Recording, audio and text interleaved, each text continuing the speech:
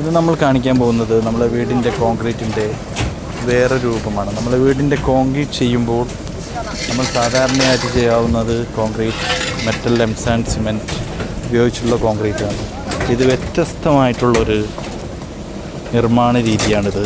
ഇതിന് നമ്മൾ ഓട് വെച്ച് കോൺക്രീറ്റ്, അതായത് ഫില്ലർ കോൺക്രീറ്റ് എന്നാണ് ഇതിന് പറയുന്നത്. ഫില്ലർ കോൺക്രീറ്റ് എന്ന് വെച്ച് കഴിഞ്ഞാൽ നമ്മൾ ആദ്യം തട്ടടിച്ചുകൊണ്ട്, പിന്നെ നമ്മൾ അതിൻ്റെക്ക്